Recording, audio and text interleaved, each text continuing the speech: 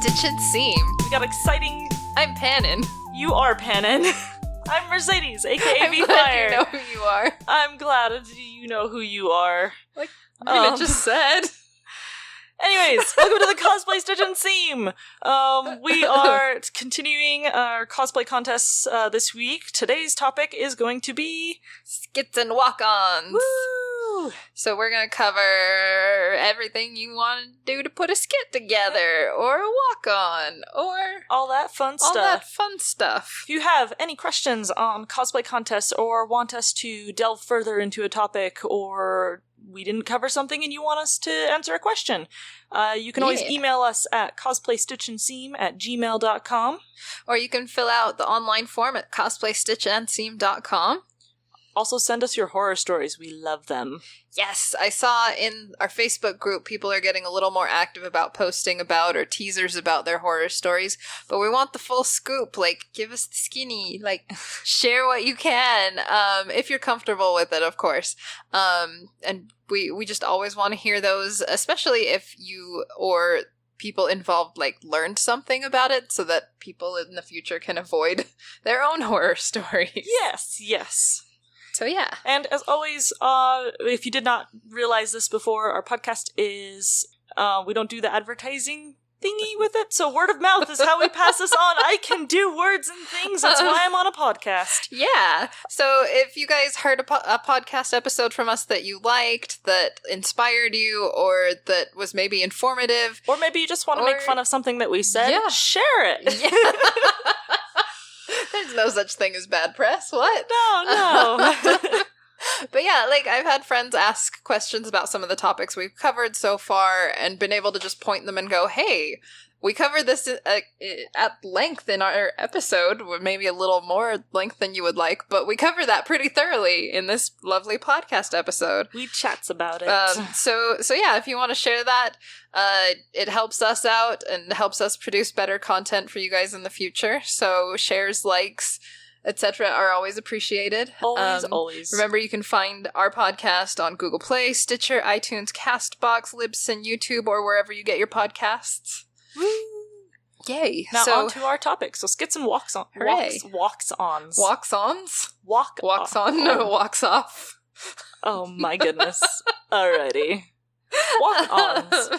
So long as I don't mix up my words. So, the very first thing you'll probably want to check out is your cosplay contest rules. We've said that before. You're probably tired of hearing us say that. But that'll give you an idea not just of, like, how long you have to perform and how, like, much time you have to fill, but it'll also give an idea of, like, what you maybe can and can't do on the stage, whether you can expect some help from the tech department, whether you can... Some contests will let you play with the lighting. Most of them don't. It's not very common. It's awesome when they do let you play with the lighting. Yeah. Some let you use copyrighted audio, some don't. Mm-hmm. And so you have to find royalty-free audio and so on. So actually audio is what we wanted to start with. Yes, record your friends. We actually want to talk about audio first. So if you're doing audio for a skit, I mean... that's usually the first step that I look for. If I'm doing walk-on or a skit or whatever, I want to find something, even if it's just ambient music, that, like, has the feeling I want to portray on stage, whether it's something lighthearted, something kind of, like, dark and mysterious, something, like, really dramatic. I always want to look at music first. I'll give you guys a warning. When it comes to me in stage presence, I don't know what I do first, because usually it's oh crap, I'm running out of time, what am I gonna do? And it's usually just a mess that somehow looks like something on stage. But yeah, so even if you're just going on YouTube and looking for, like, dramatic music, epic music, 2 Steps from Hell, because everything they make is dramatic. It's dramatic and beautiful. But yeah, try to find something that fits your character, fits the feeling that you're going for.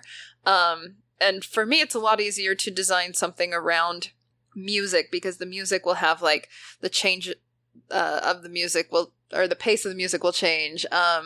Like, whether it's, like, feeling dark and suddenly light, or the reverse, like, it's a lot easier for me to plan around how the music is changing what I want to do on stage, rather than knowing what I want to do on stage first and trying to find music that somehow has those same changes in it. Yes. I mean, sometimes you're lucky and that happens. If you're really good at mixing, you can make your own, like, splice different things together, but not everybody has that skill set. I would recommend for beginners who are getting into audio to download the program Audacity. It's really great to learn on. I believe it's free still. Yes. And it's great for recording. It's great for mixing around with music. It's great for, it even has some special effects in it. So it's just good as a baseboard for learning, and even for now, because I've done a couple other programs, but not many besides Audacity, because it's just really easy to use. Yeah, I haven't really used anything outside of Audacity. I think I tried using one that gave me like a week free trial on it so that I could quickly throw together stuff, because I didn't have anything on my computer for throwing together audio. And so I just tried one of those things, but I have been using Audacity frequently lately, and I really do enjoy it. Nice. It also lets you, like... Unintentional advertisement for Audacity, I think. It also lets you, like, layer your audio, so you don't have to have everything as just one track altogether. You kind of, like, layer it out like you would in Photoshop with layers. Yeah. It's similar, but with music and sound and stuff. Yes. So it's cool if you want to have, like, overlapping voices or music or sounds and things. When you want to record voices, so not always are you available to or allowed to rip the audio straight from an anime or video game? Right. Let alone the music. So sometimes you gotta record you saying the voices, and sometimes we don't like hearing our own voices. For a lot of my stuff, I use my sister.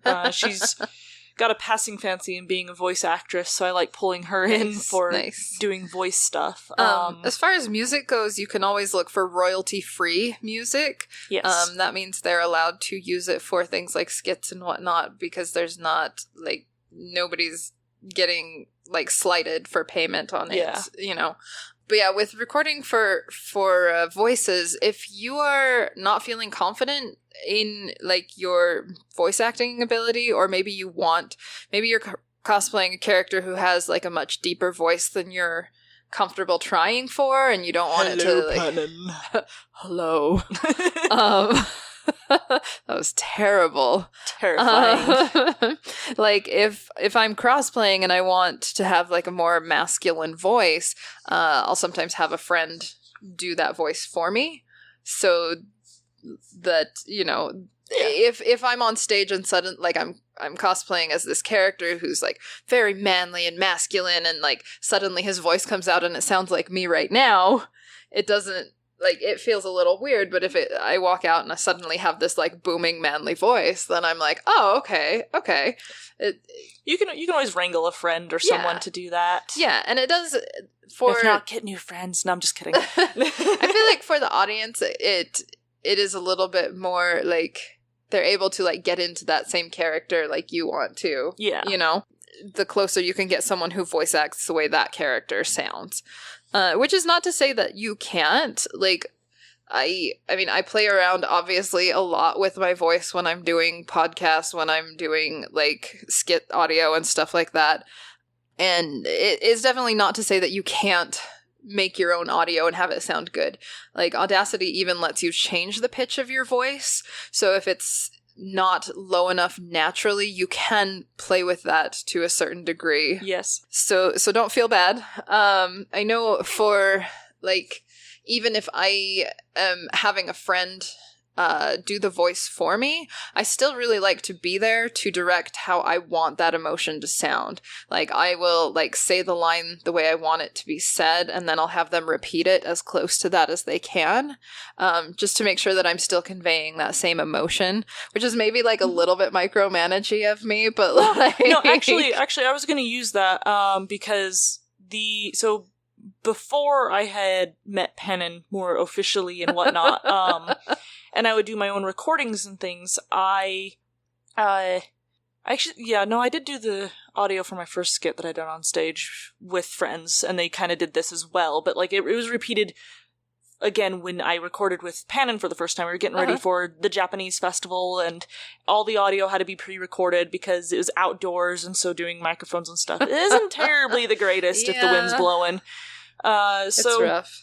So we're all going in to pre-record, and so I had my script, and I sat down, and Pannon's like, okay, you're going to say this, you're going to wait 3 seconds, then you're going to say it again, then wait 3 seconds, and say it again. Mm-hmm. And that way, like, we got different takes on it. And I think that's really good because, especially, like, if you have to listen to your own voice.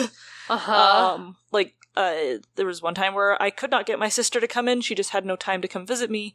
So I had to listen to myself over and over again. But eventually I found a line that I actually did like. Yeah. And then I was able to insert that in. Or if I found I was taking too long saying something, I was able to, like, go and re-record it and try it with shorter bursts and whatnot. Yeah. But take multiple takes. Don't just take that first one and be like, hey, good. Definitely.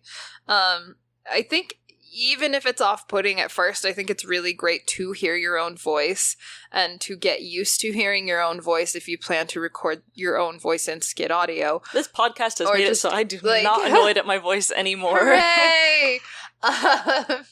But yeah, it does take a little bit to build that up, and also you don't always know that, like, your first take's going to be awesome, like Mercedes was saying. So having multiple takes and also hearing what you sound like doing those takes is super, like, important to your learning process.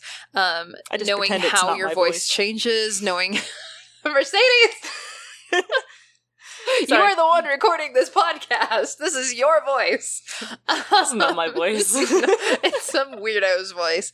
But, like, I mean, we consume a lot of media in our life. We know what a dramatic scene should sound like. We know how a joke delivery should sound. And just because we're trying to say it that way doesn't mean it comes across that way. So being able to hear it and hear how your voice is changing and, like, reacting to things and how your pitch is and all that stuff, like, it is a lot of trial and error, and so having a lot of takes is going to do nothing but help you in the long run. Practicing is good. As far as, like, what to use for microphones and whatnot, you really don't have to be fancy. I've just used the mic from my gaming headset to record stuff, to even, like, my sister was there, we found a quiet place, and I was like, okay, I'm recording off my phone. Yes. Say your lines. The one important thing, though, is to adjust your levels so that they are all fairly similar, because there's nothing more, like, jarring to an audience when someone has, like, a really loud voice and then someone else is barely audible. Like, you do want to play in, like, with the volume, make sure that, like, the whole skit across the board is pretty much the same volume level. I have a skit. I can maybe find it online still. Oh.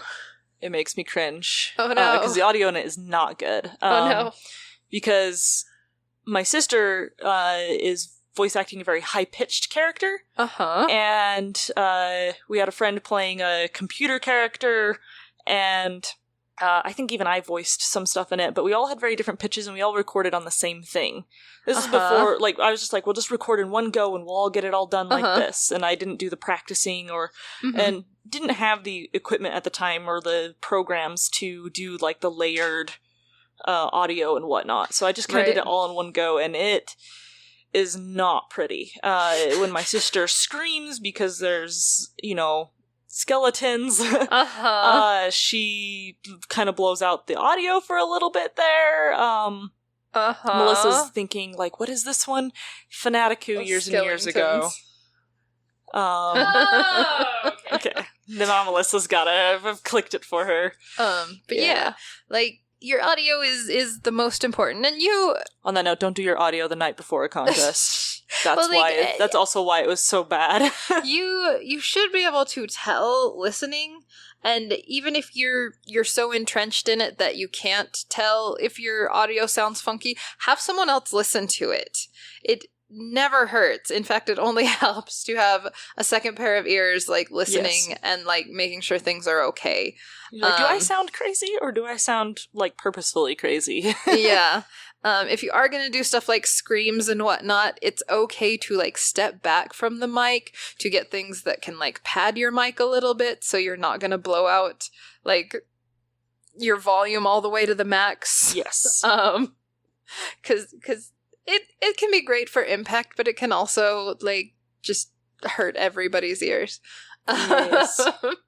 But anyway, do we have anything else for audio? So that's just kind of like the basics of audio there. So let's do walk-on versus skit now. Okay. So I like walk-ons. Yeah.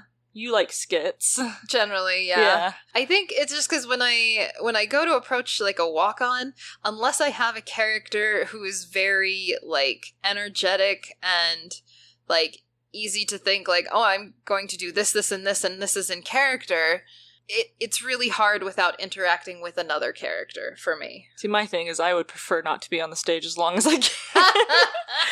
It's not necessarily amount of being on the stage, like amount of time. It's more that like okay, if I was doing like a main character from a show, if I was doing like Naruto, like super easy to be in character. You're just like really high energy. You know, like there's like 4 set poses that are iconically that character's poses. And you can kind of like jump around and get the audience hyped up, and then you can leave the stage. Like, but if you're doing a character like, if we're gonna keep using Naruto, I was gonna say the Wanderer from Shadow of the Colossus, where you get up there and you're like, he stabs mountains. What do I do on stage? That's fair. To demonstrate that. Well, I was gonna use like Hinata from Naruto as your other one, because it's hard to have like a big like stage presence with a character who is very shy. So for me, I don't always pick the super energetic characters, and so for me, planning a walk-on has been difficult. Yes. If I don't have someone or something else to interact with. I completely understand with that one. So I really like walk-ons because, again, I don't have to be up there longer than I need to be because stage does scare me. As long as I've been doing this, it still frightens the crap out of me. Mm-hmm. So I still like doing those. But, like, for me, like, the biggest thing with a walk-on is, like, if I get up there and I don't have a prop, like, I always will make sure I have a prop. And if I don't have a prop, it's like, what do I do with my hands? What am I doing? What am I doing up here?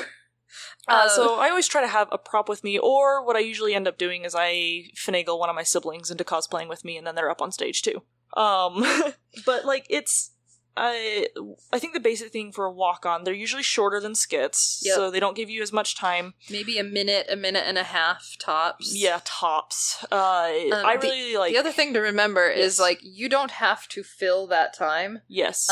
You can make your walk-on as short as you need it to be. To which I remind beginners, don't just walk across the stage, please. Yeah, please don't. Please, like, at least let us look at your costume. Yes.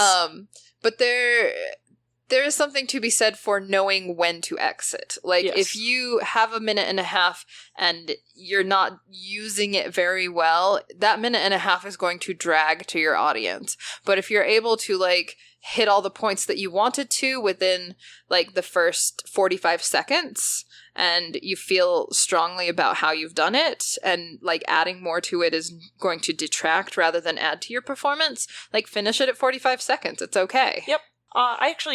45 seconds to me is... I like that time for a walk-on. Because it's... Mm-hmm. You can break that into 3 15-second intervals. Mm-hmm. That is right?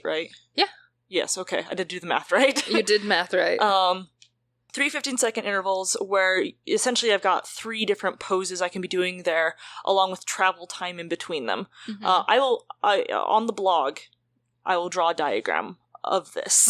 Because this is how I was shown, was someone drew me a diagram of it. Melissa's sitting here nodding. She's my mentor on this. Yes, so it's, you come out, and I usually will walk either to the stage right or stage left, do a pose, walk to the other one, do a pose, and then come to stage center and do a final pose. Mm-hmm. And that's with attempting on my part, because I do get nervous and I am the one that would walk straight off the stage as a beginner. But I try to hold for about 10 seconds at each, and the time goes by much faster than you think. When you're practicing it, you're like, gosh, that's a long 10 seconds. When you're up on stage, it is gone. Yep. It just goes really fast. And it's really good to do that because, like, if there's photographers, they can get you in those cool poses. Mm-hmm. For each one of those, I try and show off a different part of the cosplay. And this is again, if you're not like telling a story on stage. You're just showing off, this is the character, this is what they do.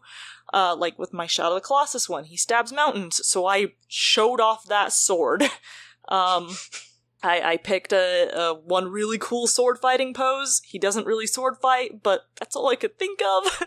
And then I went to another part of the stage and did another kind of defensive pose. And then I came to the center and I held the sword up in the air because he does that. And then did another kind of attack pose, and then I was done.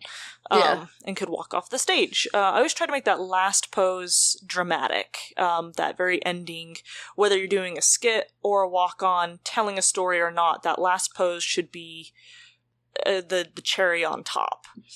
And don't forget to hold it. Don't just like strike the pose and leave. Like hold it for a second, let the audience appreciate it, and then go. If you're at a place that has lighting and between each performance they bring the lighting down, don't move until the lights are off. Yep. Hold. Remember to hold. It looks a lot better than you just suddenly getting up and then moving. You know, it allows for that scene to end. Yeah. For me, when I do walk-ons, I try to think of a way to make it memorable. Like, even if I'm just striking a few poses, like, what can I do that will help me stand out?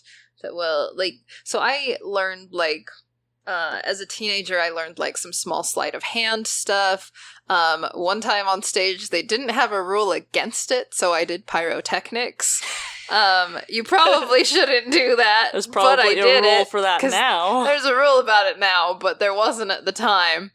And so I thought it was better to ask forgiveness than permission. You could have given me more of a heart attack than when you did that. That was my stage! It didn't even occur to me that someone would bring fire! It wasn't in the rule!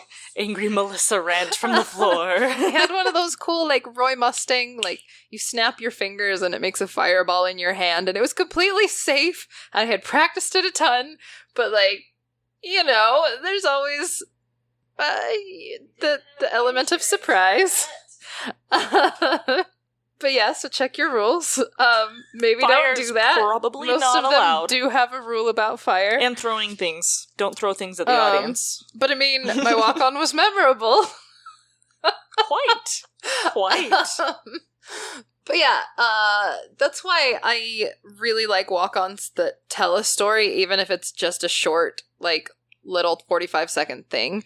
Yes. I was gonna say, when I started doing that for my walk-ons, it made it a lot easier if I didn't have anything to hold for a prop, because I could just tell something on stage.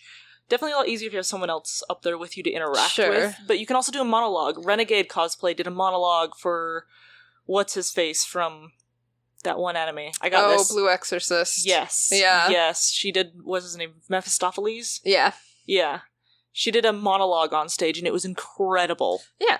One of the things I really enjoyed when we went to the Netherlands was watching some of the other competitions that were going on at C4 and Anime Con.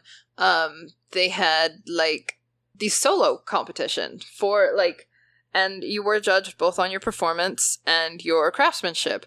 And it was really cool to see how elaborate people could get with just walk-ons, with just a minute and a half. Like, people would build really cool props that they could interact with. Like, they had small sets. They had, like, rock walls that fell and, like, different things they could do, and, like, spots on stage they could walk to and things like that. So, like, I would say, like, also check YouTube and see what other people have done. Maybe not, like, with your exact character, but, like, just like even just to know, like, what people have done for walk-ons, like, what you can do, what... how elaborate you can get. Like, have fun with it. It's like I saw someone use shadow puppet kind of things, and I couldn't figure out how to do that for myself, so I ended up making fake shadows for Shadow of the Colossus. Nice. And had a friend cut them so they would fall down, so you reveal each new Colossus kind of thing. So, like, it may help you figure out, oh, hey, it'd be really cool to do something kind of like that. If I just kind of twist some things here, boom, something different. Yeah. Also check with your convention and see whether you're allowed to have, like, a stage ninja or a stage help. Yes. Because even if you're doing a solo walk-on, sometimes they will allow you to have a helper on stage if you need, like, special effect sort of stuff, like someone to lift your wings or someone to do your backdrop effects or, Yep. whatever. I listed my stage ninja as a prop. Wow. It was really funny. But yeah, there are a lot of options for walk-ons. I think the key points would be like make it memorable, don't go longer than you need to, and yeah, have fun with it. Yes. Anything you want to add? Do you want to talk about how you plan a skit? Yeah, I do. Because those are a little more elaborate, so they're longer than your walk-on, and like sometimes walk-ons, depending on how much time they give you, you can't exactly tell a story in that. Yeah. Like you can do like short things, like my character wants to do this. He wants a drink of water, and then you just like solve that within 45 seconds. I forgot the example. When I did Princess Agatha and Ordon Link from Twilight Princess, I had 45 seconds on stage, and the whole thing was Agatha repeating her little cute poems from the game and finding bugs, and then Link gives her a snail at the end, and then she repeats the gross poem that she has for the snail, and that's how we ended it. As Link looking very disgusted that this little girl was not cute anymore. For skits, what we usually tell people is, tell a story. Yes. Whether that's like something dramatic, whether it's funny, whether, whatever it is, With make it a story that people can follow. With the more time that you're given for a skit, you can tell a more elaborate story than you can within 45 seconds. Or you can be like me and try. Yeah, I think the and simplest everyone wonders why your skit ended early. I think the simplest is what you were saying is character encounters a problem, character finds solution or fails, Yeah. That's basically it. I know for like World Cosplay Summit, we only have 2.5 minutes to tell our story. And not only do we have to think of a way to tell this story without using too much language, because we're presenting it to like 40 some odd countries, we also want it to be as simple as possible so it's easy to understand, because we don't have a lot of time. So if it's not a story you can tell within your allotted time, think of a way to simplify it.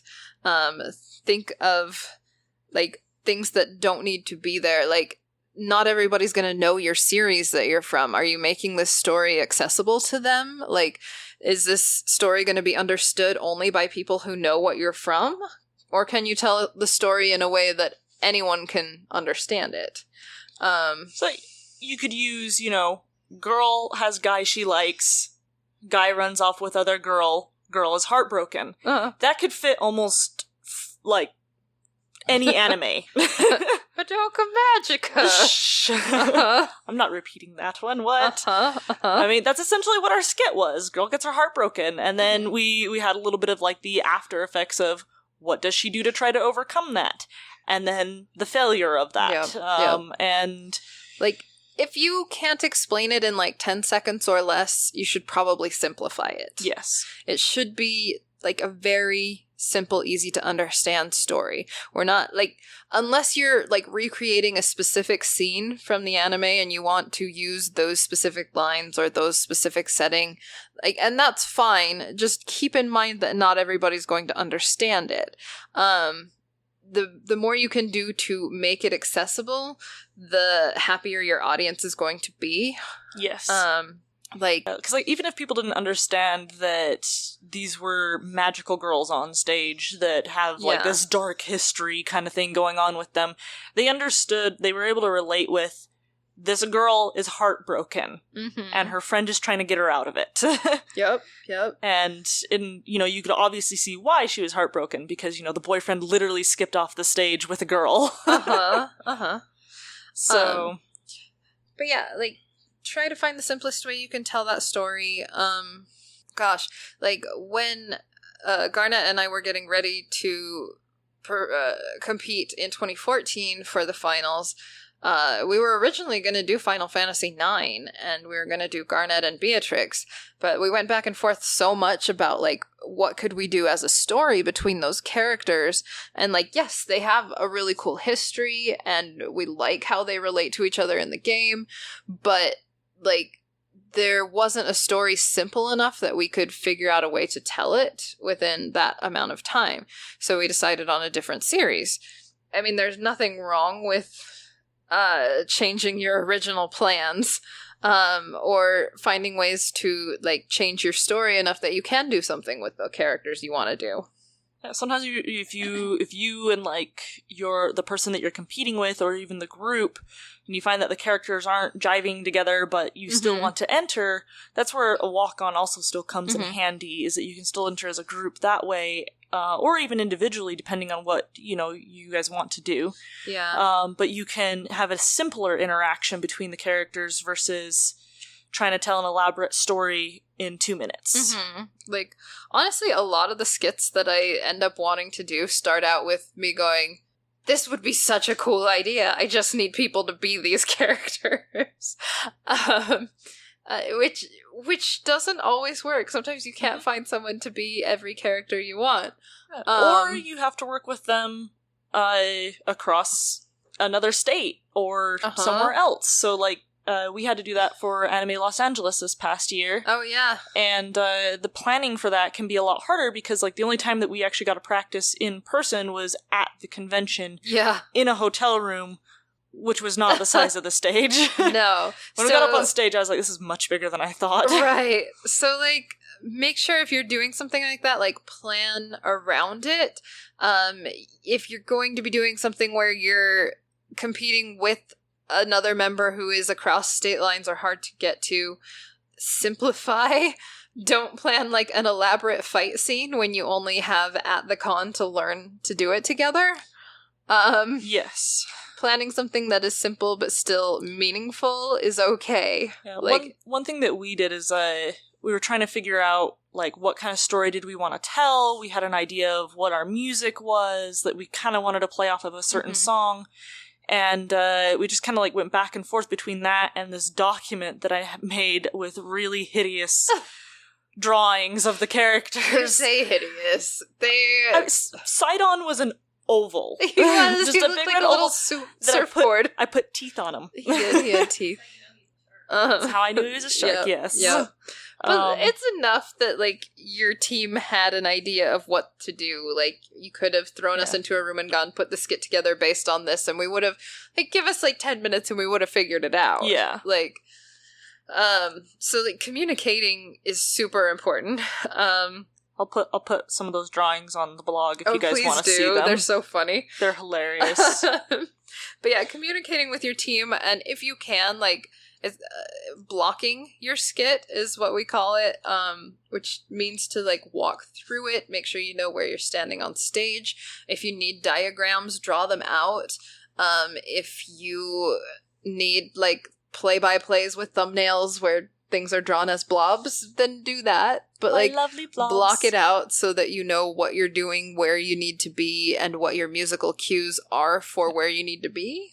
That's awesome. It's really great too because like especially if you practice the skit beforehand. I am awful at this, but if you practice it beforehand, when you go on stage, you'll find yourself just falling into those habits that you just created. Yes. You'll just recreate the thing that you've already done before. Yes. I find like the easiest for me is I will say what I am doing along with how the music sounds. It's really funny.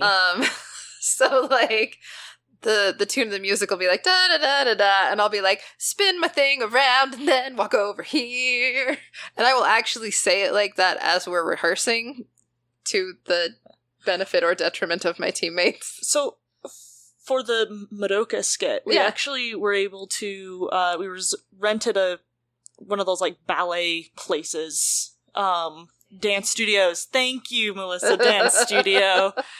We rented a dance studio, and I actually think, like, part of why I nailed the facial expressions for that skit was because there's mirrors on the wall. Yeah. And I could actually see what I look like. Because usually when I'm practicing, I'm like, I'm making a dumb face. I know I'm making a dumb face. And because I'm thinking that, I make a dumb face. And, like I've had Rena tell me, because we've competed multiple times together, I've had her be like, Mercedes, what is this face you're making? You don't look serious. Or you look constipated. Oh. And it's like, ah, dang. And see, I am the other way, where like, if I'm doing it during rehearsal, I rarely make the serious faces, because I have trouble, like, giving that much emotion all the times, but when we do it on stage, I make sure to, like, put on that face. With the mirror, but not without practicing yes. in front of a mirror, like, by myself. With the mirror thing, that actually shocked me because I was like, oh, I can make a sad face and not look like a complete crazy person. Yeah. But making crazy faces on purpose while you're practicing is also a lot of fun because then everyone starts giggling and it just falls apart and it's beautiful. I'm sad and dying. Bleh. Bleh. So many of the skits end with, I am sad and dying. Bleh. Yay, drama. Drama. Drama! And speaking of drama, how about those pre-stage jitters? Do you have anything more for stage presence? Or stage... Staging, blocking ahead of time? I think we covered it pretty well. Like, kind of repeated, like, keep it simple. Does Melissa want to say something? She's giving me this face. I mean, there's a lot you can say about stage direction. It's a literal major in It is. college. It's a lot. But, We could have an episode where we have Melissa talk about stage direction. That could be fun. I mean, I'm for whatever. Alright, so how to take care of those pre-stage jitters and your stage presence on the stage. Okay. So we'll probably talk about green rooms more another episode, but usually before you go on stage, you're either waiting in a green room or you're waiting in like a line behind the stage or to the side of the stage. Scary dark hallway. I'm just kidding. Sometimes it's a scary dark hallway. I mean, I've been there. Yep. Usually like in the recesses of a hotel where you like no one has ever been. You're like this place Narnia. exists? No. Yeah, but not Narnia. It's super not Narnia. Okay. It's sketchy Narnia. Make friends. Everyone but else yeah. is nervous with you. yeah, everyone else is going to be nervous too. I know we've talked about the pee chills in previous episodes, or the phantom pee, Yes. where like you feel nervous pee. and you feel like you have to pee, and then you get off the stage and you don't have to pee. And and that can be a little off-putting. Dude, Anime Bonsai one year, we're like in line in the back of the stage, like there's like 3 people in front of us before we're going on, and I turned and I was like, the bathroom's right here. And I dashed inside.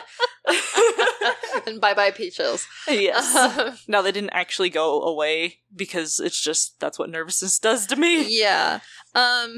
I mean, it depends. Like, are you doing a performance alone or are you doing with a group? If I'm doing something alone, like, it helps me to just, like, close my eyes and take some deep breaths or, like, review the performance in my head. That helps calm me down. But with a group, I feel, like, a little more zen if we can all, like, you know, do some kind of like hand-holding thing where we look at each other and tell each other that we trust each other.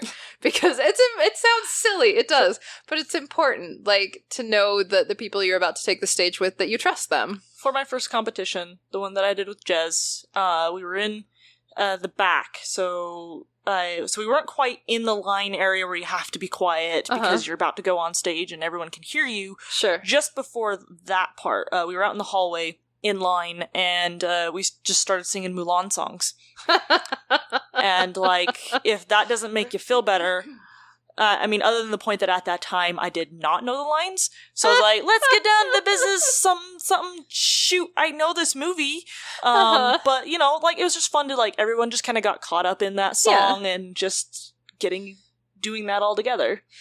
There are so many things you can tell yourself that are going to make things worse, that are going to make you more nervous, but, like, what is the worst that could possibly happen? Like, for me, sometimes that's all I have to think. Like, even if I screw this up, like, it's not that big of a deal. It's just a cosplay contest. Yes. Like, I don't know, like, the more you do perform, the less nervous you get as time goes on.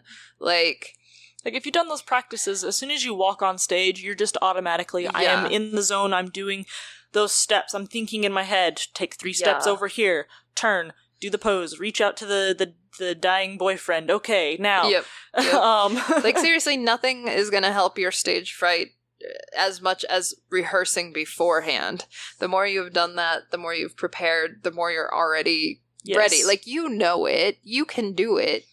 You just have to take that step. You can be like me as well. Sometimes I practice, a lot of times I don't. Or you can be like me, where you walk on stage and you're like, oh, what am I doing? Mm-hmm. And you make it up. That's easier to do when it's just a walk-on with yourself. That is a lot. Yes, don't do that for a skit, for sure. For a walk-on, I also do. Your friends are gonna love you. Interesting skit if you did that. I mean, they still will love you, but yeah, practicing is gonna help. Reviewing, one of the things that actually Melissa and I did when we were preparing for World Cosplay Summit, one of the years, was instead of rehearsing just the skit, we rehearsed for all the ways it could go wrong. And this was our Umineko, like, magic. We did a bunch of, like, magic tricks on stage. Like I said, like, when I was younger, I studied a lot of sleight of hand magic tricks. And, like, we had, like, a quick change. We had some, like, crazy portrait changes. And then I did a lot of sleight of hand as Battler, the character. And it can be really nerve-wracking because, like, if you go to reach for something and it's not there, you're going to kind of look silly on stage. So we were like, okay, just in case this trick doesn't work, what's the backup? And just knowing, like, okay, if I screw this up, I get to do this as a backup. If I screw this part up, then this is the backup. And just having a plan in mind, going, okay, in the heat of the moment, if this goes wrong, I know that I can do this. Like, so the show must go on unless your friend falls off the stage. Then the show does not have to go on. Go help your friend. Yeah. And I think the funniest look you'll ever see on my face, because I totally broke character when we actually performed that, was we had never performed it all the way through with everything going right. And so that's why we were fully prepared for this skit to be awful. Like, just everything go wrong. And you get to the end of the skit, and the last bit of magic I do is I pull a rose out of Beatrice's hair, and it turns into a scarf, and it's all fancy, and I'm like, yeah, checkmate, I win. And I'm supposed to, like, look triumphant and hold the scarf and have my nose in the air, and I pull the scarf out of her hair, and you just see my face also looking surprised. I'm just like, because it actually worked. Because it actually worked. It's magic! So that was the one bit I broke character from doing serious face, because I was just like, everything worked! And I realize you can't see the stupid gestures I'm making, but yeah. Just imagine Hannon was flailing a little bit there. Can you imagine? Can you imagine? And, like, if you get on stage and you're nervous, just, everyone's naked. Just, they're all naked in the audience, all right? And just own it up there. You are this character. You can even, if you need to, just, like, you're going on stage, you're not you, you're Link. You are the hero of time, and just own that on stage. And also, like, there's a certain amount of, like, just, you can only, like, rehearse so many, like, it's okay. Like, you've rehearsed enough. It's okay. Sometimes trying to, like, hurry and rehearse. Not at all is not enough. Not at all is not enough. But sometimes if you're trying to force your friends to rehearse, or trying to, like, rehearse it too much yourself before you go on, it can even, like, throw your groove off. Sometimes it's best to just, like, take a minute, take a breath, know you've practiced, and go. And go. You gotta let it go at some point. Yeah. I'd say try not to lose your momentum. And and yeah. Remember it's fun. It's for funsies. That's about it. Do you want to jump into anything else you want to say about skits? No, I think that's about it. What am I jumping to? Horror stories? The jackalope. Oh yeah. No more jackalope. That is a horror story, but we did that last time. Jackalope. So. It can be every time. Jackalope is watching. So tell me the horror stories. Oh my gosh. So we have a submission from Darren. Here we go. So last year at San Diego Comic-Con, so San Diego Comic-Con 2017, I was attending with my large 7'2" K2SO puppet from Star Wars Rogue One. Ooh. That is awesome. I had just arrived and gotten harnessed in and was on my way to the main doors when disaster struck.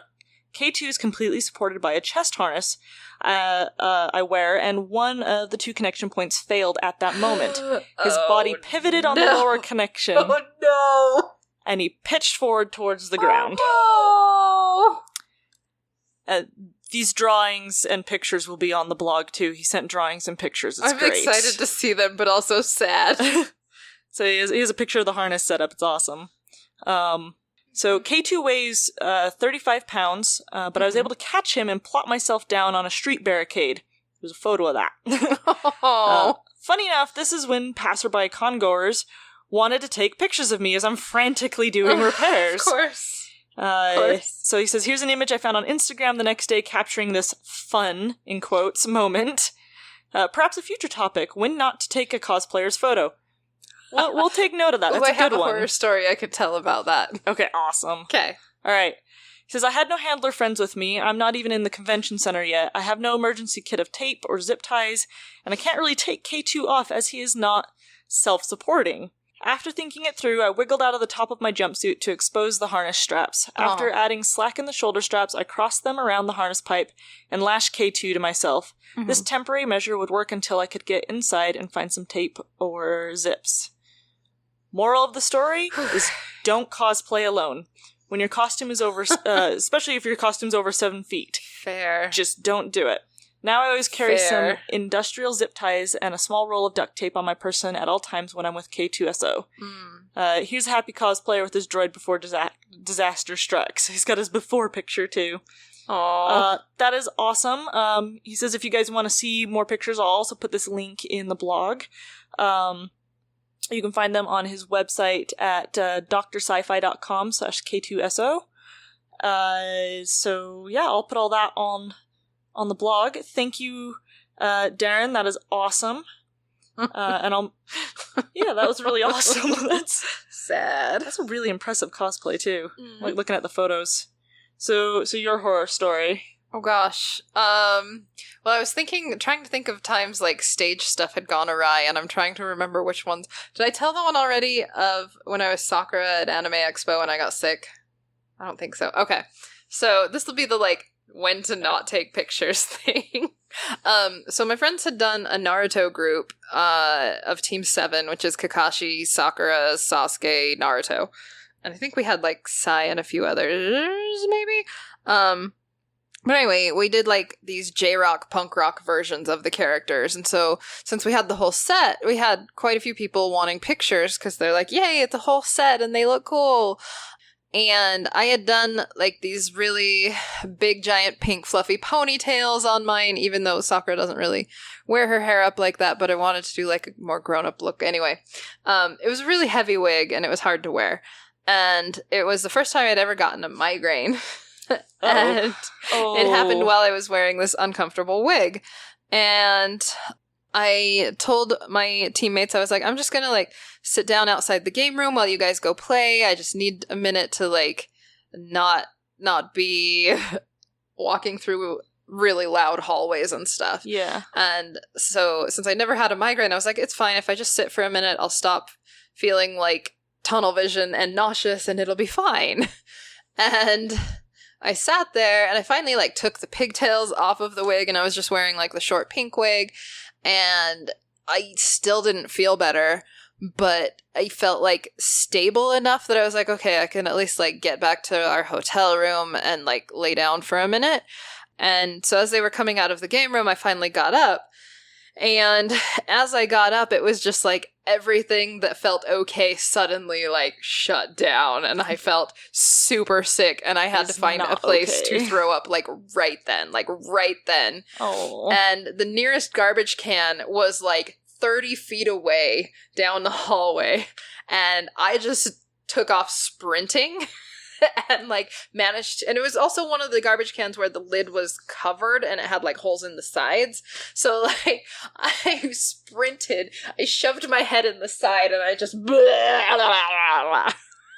That's beautiful. You're salting ears once again. I'm good at it. And just not feeling good, barfing into a garbage can at Anime Expo. And my friend who was dressed as Kakashi came over and was like patting my back like, it's okay. Do you want me to walk you to the bathroom? And as this is happening, someone comes over. I still have my head like halfway out the garbage can, like bile dripping from my chin, like disgusting. Gross. And this guy comes over and is like, can I get a picture? And I was just like, I felt too gross to even say anything, but our Kakashi was like, now is not a good time. No. And then walked me to the bathroom. But yeah, please, like, I get it, being, like, excited to see characters or wanting to capture a funny moment. Like, I get it. I sometimes will, like, catch myself saying, like, hey, can I take a, like, and before, like, I'm even done with it, I'm like, oh, no, this is a bad time. I'm not, just never mind, it's okay. But, like, try to be aware before you ask for pictures. Like, if someone's sitting down, if someone is leaned over into a garbage can, it's probably a bad time. Just a little bit. Just, like, if you wouldn't want to be bothered when they're doing whatever they're doing, like, maybe don't. Maybe don't. Maybe don't. Maybe don't. So yeah, that's my Beautiful. horror story. So yeah, just a few things before we wrap up. If you want to see us at a convention near you, make sure to contact your local convention. We'd love to come out and cover basically any of these cons and get some, like, interviews with you guys locally, see what topics are important to you, what is going on in your cosplay community. So yeah, you can always send stuff like that our way at, what's the address again? Cosplay Stitch and Seam at gmail.com, as I had to think about it for a second. Nice. At gmail.com, or you can go to cosplaystitchandseam.com. Yes. We also have a Facebook group. Just look for Cosplay Stitch and Seam. Introduce yourself. There's also places you can tell us horror stories. If you're too afraid to, like, send it to us for live announcements, you can always share with friends on the community. And yeah, once again, please, if you like what we're doing, share our stuff, give us a like. If there is an older episode that's relatable or informative, share it with your friends. Let us know what future topics you want us to chat about. Definitely. You can find us on Google Play, Stitcher, iTunes, Castbox, Libsyn, YouTube, or wherever you get your podcasts. Anything else? I think that's about it. Okay. I love you guys. You're all gorgeous. Get out there, get on stage, strut your stuff. Nice. Do your little turn on the catwalk. Do your turn on the catwalk. This week's editing. Oh yeah, editing. Yes. Editing. Yes. Do your The thing. person who has to put up with all of the outtakes in this goes to the wonderful David Jeffress of Dungeons and Chill. He is a saint. And the music This is by Macy Roberts, Thank who is you. also a saint. What else did you want to add? So what fabric does Mario like best? Oh my gosh. What? Denim. Oh, you knew it! What does Santa leave good cosplayers? Stage presents. Oh, Bye! I tried.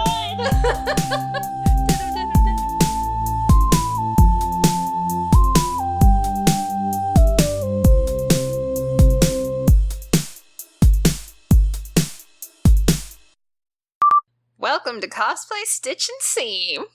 What is with the accent? Hi. Oh my gosh, Why not? Canon. Why not? Welcome to Cosplay Stitch and Seam.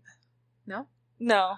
I'm just No. I can't do voices. I'll be I'm really trying bad to at do them. a friendly conversational tone. Y'all. Oh. Melissa called her an elevator. Hi. Welcome to the episode. Today, well, before we get into that, I'll tell you where you can find us. Let's just start over. No? Okay. Alright, starting over. Sorry, David. Okay. Alright, okay. Behave. I just want to be the best me.